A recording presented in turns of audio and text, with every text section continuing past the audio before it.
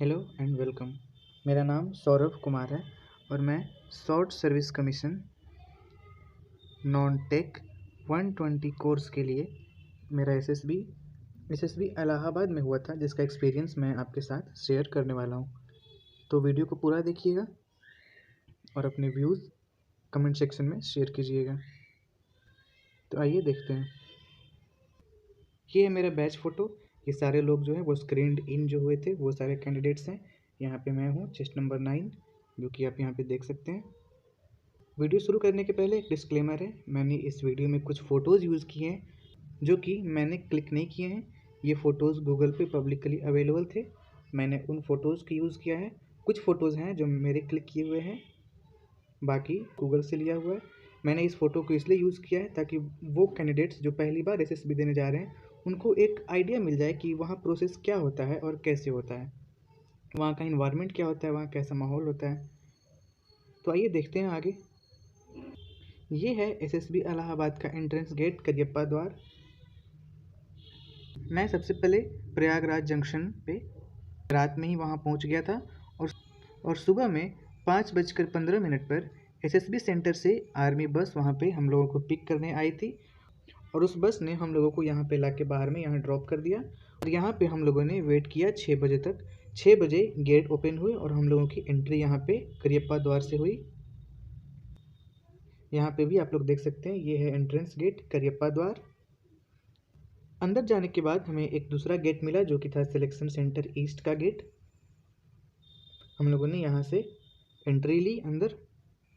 अंदर जाने के बाद हम लोगों को एक लाइन में खड़ा कर दिया गया और हमें कहा गया कि अपने एडमिट कार्ड और आधार कार्ड को निकाल के अपने हाथ में रखो और बारी बारी से उन्होंने हमारा एडमिट कार्ड और आधार कार्ड चेक किया। उसके बाद इस तरह के एक शेड में हमें हमारा सामान रखने को कह दिया गया। हम लोगों ने यहाँ पे अपने सामान रखे और फिर हम चले गए मेस में ब्रेकफास्ट करने। ये है वहाँ का कैंडिडेट्स मेस। काफ़ी शानदार जगह है, यहाँ पे आप देख सकते हैं। यहाँ पे खाना भी काफ़ी अच्छा था, आप लोग भी जाओगे तो काफ़ी इन्जॉय करोगे यहाँ का खाना। ये देख सकते हैं कुछ और फोटोज़ मेस की। यहाँ पे आप देख सकते हैं बीच में ये जो रखा हुआ है, इसमें काफ़ी चीज़ें रखी हुई है जो काफ़ी इन्फॉर्मेटिव भी है। आप लोग यहाँ पे इसे देख सकते हैं, आपकी नॉलेज काफ़ी ज़्यादा बढ़ेगी यहाँ पे जाके। फिर ब्रेकफास्ट करने के बाद बारी आई हमारे स्क्रीनिंग टेस्ट की। इसके लिए हमें जाना था टेस्टिंग हॉल में। टेस्टिंग पर्पज़ के लिए वहाँ पे 2 हॉल थी, विक्रम बत्रा हॉल और मनोज पांडे हॉल। हमारा स्क्रीनिंग जो हुआ था वो विक्रम बत्रा हॉल के अंदर हुआ था। हम लोग इस रास्ते से अंदर गए थे। यहाँ पे काफ़ी सुंदर वेटिंग एरिया है जिसका फ़ोटो मैं आगे दिखाऊंगा। ये जोन ऑफ इंस्पिरेशन वाकई जोन ऑफ इंस्पिरेशन है। हमारे जितने भी परमवीर चक्र अवार्डी जो हैं उनकी मूर्तियाँ यहाँ पे लगी हुई है और उनके बारे में काफ़ी ज़्यादा इन्फॉर्मेशन भी है। यहाँ पे आप देख पाओगे, एक तरफ सैम मानेकशॉ और दूसरी तरफ जनरल KM करियप्पा का भी स्टैचू लगा हुआ है और उनके बारे में भी डिटेल्स दी हुई है, जिससे कि आप लोग जाके आसानी से पढ़ सकते हो। इस रास्ते से जाके हम लोग गए टेस्टिंग हॉल में, जहाँ कि हमारा बेसिक डॉक्यूमेंटेशन हुआ, जिसमें हमारे 10th 12th और डिग्री के मार्कशीट चेक किए गए। और उसके बाद बारी आई हमारे OIR टेस्ट की, जिसमें हम लोगों से 2 OIR के पेपर सोल्व करवाए गए। और उसके बाद बारी थी हमारी PPDT टेस्ट की। उसमें स्क्रीन पे एक फ़ोटो 30 सेकंड के लिए आया और हमें स्टोरी लिखनी थी। स्टोरी लिखने के बाद हमें 8 के ग्रुप में बांट दिया गया। ग्रुप्स में बांटने के बाद हमें हॉल से बाहर लाके इस वेटिंग एरिया में लाके खड़ा कर दिया गया, जो कि आप देख सकते हो काफ़ी सुंदर ये जगह थी। चारों तरफ इसी तरह के पेंटिंग्स बने हुए थे जो कि काफ़ी मोटिवेटिंग लग रहे थे। इसके बाद बारी बारी से सभी ग्रुप्स को GD हॉल में बुलाया गया। ये फ़ोटो काफ़ी इम्पोर्टेंट है। ठीक इसी तरह का हमारा GD हॉल था। यहाँ पे 3 असेसर्स बैठे हुए थे। यहाँ पे हमारे चेयर्स अरेंज हुए और हम लोगों की स्टोरी नरेशन और डिस्कशन यहीं पे कंडक्ट कराई गई। इसके बाद वापस से हम लोग अपने टेस्टिंग हॉल में आ गए और वहाँ पे करीब 1-2 घंटे के बाद हमारा स्क्रीनिंग का रिजल्ट्स सुनाया गया। हमारे बैच में 58 स्टूडेंट्स ने रिपोर्टिंग करी थी, जिसमें कि 26 लोग स्क्रीन इन हो गए। ये यहाँ पे देख सकते हैं, ये मैं हूँ और यहाँ पे बाकी लोग जो कि स्क्रीनिंग के बाद टेस्टिंग हॉल के अंदर बैठे हुए हैं। स्क्रीनिंग के बाद हम लोगों को अपने फ़ोन्स दे दिए जाते हैं। उसी दौरान मैंने ये फ़ोटो खींची थी। इसके बाद हम लोगों ने मेस में जाके फिर से अपना लंच किया और वापस से आके बैठ गए इसी हॉल में फर्दर डॉक्यूमेंटेशन के लिए। इसके बाद बारी बारी से हमारे सभी डॉक्यूमेंट्स फिर से चेक किए गए, साथ में उनके फ़ोटो कॉपीज़ जमा हुए, हमसे PIQ फॉर्म फिल करवाए गए और भी जो रिलेटेड फॉर्म्स और अपेंडिक्स थी वो सारे फिल करवा के सबमिट किए गए। और ये प्रोसेस काफ़ी लंबा था, यानी इस प्रोसेस में करीब 4 साढ़े 4 बज चुके थे। इसके बाद बारी थी हमारी कैंडिडेट्स लाइन में जाने की, जहाँ पे हमारी स्टेइंग होने वाली थी। तो हम लोग चले गए कैंडिडेट्स लाइन में, जहाँ पे हम लोगों को स्टे करना था। SSB इलाहाबाद में 5 बोर्ड हैं और उन पाँचों का कलर अलग अलग है और ये कलर्स वहाँ पे जो चेस्ट नंबर्स मिलती हैं सबको, उसमें देख सकते हैं। तो मेरा बोर्ड था 11th SSB, तो मेरा चेस्ट नंबर भी आप लोगों ने देखा होगा, मरून कलर का था। कैंडिडेट्स लाइन वहाँ पे भी 5 थे। सारे बोर्ड्स की अलग अलग स्टेइंग होती है, सबकी नाम भी अलग अलग है। जो फेमस बैटल्स इंडियन आर्मी ने लड़ी हैं उसके नाम पे कैंडिडेट्स लाइन का भी नाम रखा गया, जैसे कि नाथुला, हाजीपीर, टाइगर हिल, जोजिला और चुसुल। मेरा कैंडिडेट्स लाइन था चुसुल में, यहीं पे हम लोगों ने 5 दिन स्टे किया। इसके अंदर का माहौल भी काफ़ी अच्छा होता है। इस तरह से एक रूम में 20 बेड्स होती है, जहाँ पे सब लोग साथ में सोते हैं, काफ़ी इंटरेक्ट करते हैं, एक दूसरे के बारे में बहुत जानते हैं, हंसी मजाक सब कुछ होता है यहाँ पे। तो यहाँ पे आने के बाद हम लोगों ने कपड़े चेंज किए, उसके बाद से हम लोग फ्री थे। जिन लोगों को आराम करना था, बैठना था, उनके लिए ऐसा सोफ़ा भी लगे हुए थे, न्यूज़पेपर, मैगज़ीन्स ये सब भी अवेलेबल थी। यहाँ पे बैठ के लोग बातें कर रहे थे। और जिन लोगों को गेम्स खेलनी थी उनके लिए बास्केटबॉल कोर्ट और इधर वॉलीबॉल कोर्ट्स भी अवेलेबल थे। साथ ही इंडोर गेम्स जैसे कि table tennis, chess, ludo, carrom ये सब भी अवेलेबल थी। जिन्हें जो खेलने का मन था वो खेल रहे थे। और साथ ही वहाँ पे साइबर कैफ़े और जूस एंड स्नैक्स बार भी है। तो जिन लोगों को ये टेंशन होगी कि यार क्या डॉक्यूमेंट्स लेके जाना है, कितने कॉपीज़ लेके जाना है, कितने फ़ोटोकॉपी कराने हैं इसके, कॉल लेटर के कितने प्रिंट आउट लेके जाने हैं, ये सब टेंशन छोड़ो, वहाँ पे साइबर कैफ़े अवेलेबल है।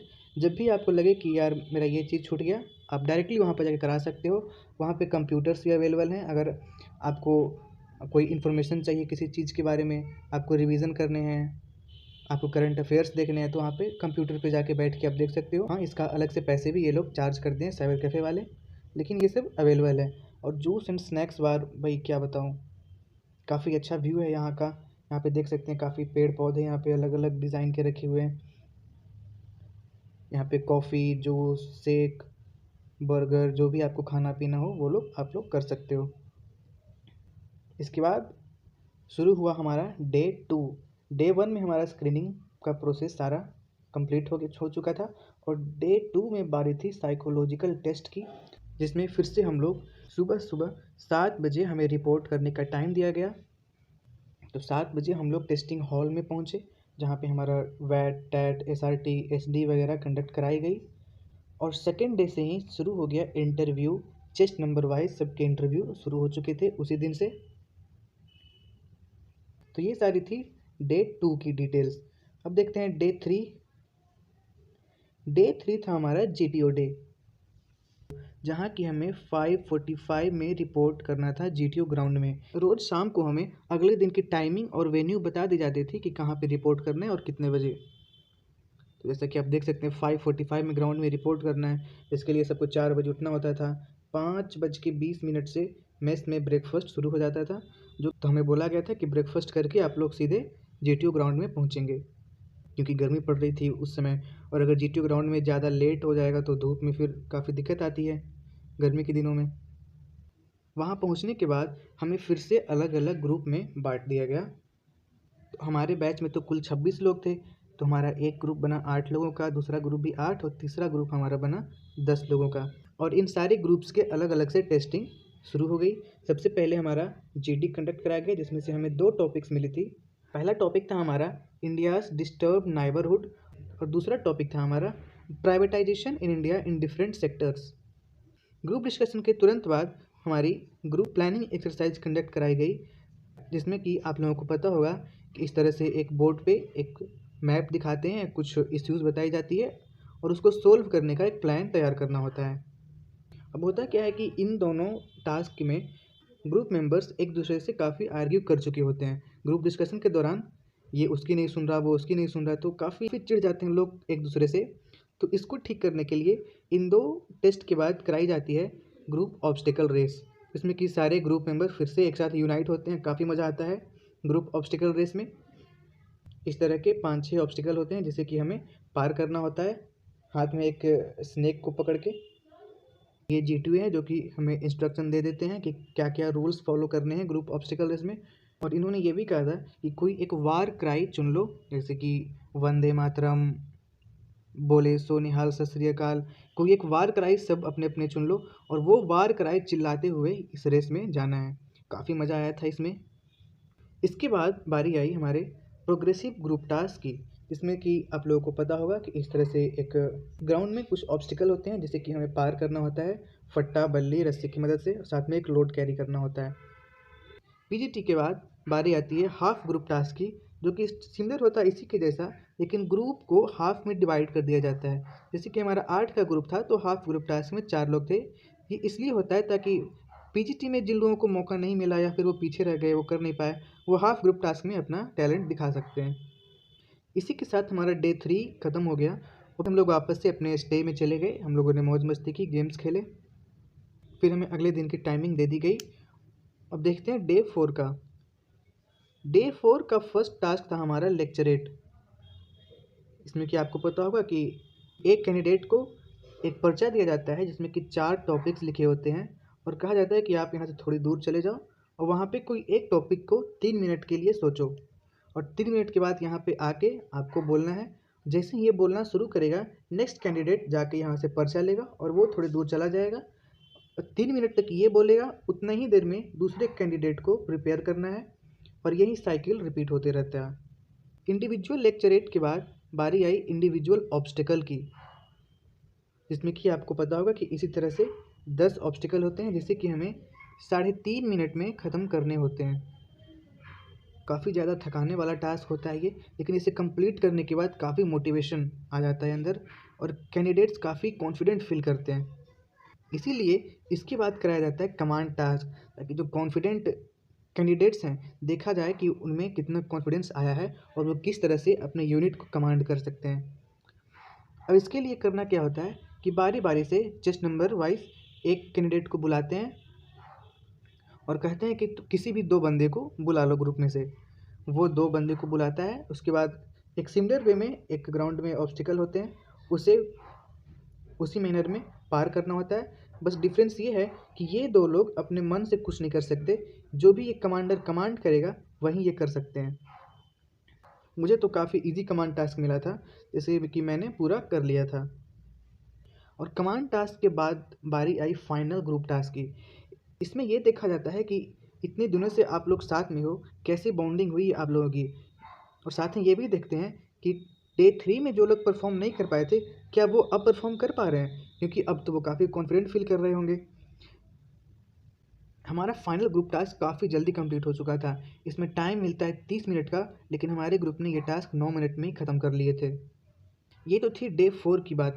डे 4 काफ़ी जल्दी ख़त्म हो गया। इसके बाद हम लोग सारे दिन के लिए फ्री थे। हम लोगों ने काफ़ी मौज मस्ती की, गेम्स खेले, कैफ़े में गए, कॉफ़ी वगैरह पी। उसके बाद आया हमारा डूम्सडे, डे 5 कॉन्फ्रेंस। इस दिन लोग काफ़ी नर्वस फील कर रहे थे।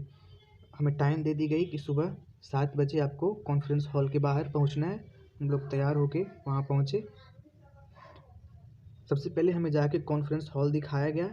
एक इंस्ट्रक्टर ने हमें बताया कि इस तरह का टेबल है, यहाँ पे कमांडेंट साहब बैठेंगे, यहाँ पे बोर्ड प्रेसिडेंट बैठेंगे और यहाँ पे आपके जेटीओ होंगे, यहाँ पे आपके साइक टेस्ट वाले ऑफिसर होंगे, आपके इंटरव्यूइंग ऑफिसर, सारे लोग यहाँ पे बैठे होंगे। आपको रूम में आना है, इन्हें ग्रीट करना है, बैठना है। इस तरह से इंस्ट्रक्शन दे के हमें एक हॉल में बिठा दिया गया, जहाँ से बारी बारी चेस्ट नंबर वाइज स्क्रीन पे चेस्ट नंबर डिस्प्ले होता था और वो लोग यहाँ पे आते थे। उनसे कुछ बेसिक क्वेश्चंस किए जाते थे, जैसे कि आपका स्टे कैसा रहा, आप क्या सजेशन देना चाहोगे यहाँ इम्प्रूव करने के लिए। इसी तरह से कुछ क्वेश्चंस पूछे जाते थे। फिर कॉन्फ्रेंस ख़त्म होने के बाद हमें फिर से वापस हॉल में जाके बैठना था, जहाँ करीब आधे एक घंटे बाद हमें कॉन्फ्रेंस का रिजल्ट सुनाया गया। तो हमारे 58 में से जो 26 लोग स्क्रीन इन हुए थे उसमें फाइनली 5 लोग रिकमेंड हुए। करीब यही ट्रेंड हमारे पिछले बैचेस में भी चलते आ रहे थे। हम लोगों ने उनसे बातें भी की, उनकी भी करीब 60 की रिपोर्टिंग हो रही थी, उनमें से करीब आधे स्क्रीन इन हो रहे थे और वही 4 से 5 लोग हर बैच में रिकमेंड हो रहे थे। वही ट्रेंड हमारे बैच में भी हुआ। काफ़ी इमोशनल मोमेंट था, जो रिकमेंड हुए उनके लिए भी, जो रिकमेंड नहीं हुए उनके लिए भी। रिकमेंडेशन का रिजल्ट सुनाने के बाद हम लोगों ने फाइनली अपना लगेज उठाया और हमें हमारे मोबाइल फ़ोन्स वापस दे दिए गए। हम लोगों ने मोबाइल फ़ोन्स लेके हम लोग वहाँ से बाहर निकल गए और हमारी एसएसबी की जर्नी वहीं ख़त्म हो गई। लेकिन ये एक दी एंड नहीं, एक न्यू स्टार्ट है, क्योंकि CDS 1 2024 में फिर से मैंने रिटन क्वालिफाई किया है और जल्द ही मैं फिर से एसएसबी के लिए अपीयर होने वाला हूँ। इस बार के लिए काफ़ी होप्स हैं, देखा जाएगा क्या होता है। मेहनत तो रहेगी, कोशिश भी रहेगी। Thank you for watching this video. आप लोग लास्ट तक यहाँ पे बने रहे, उसके लिए थैंक यू।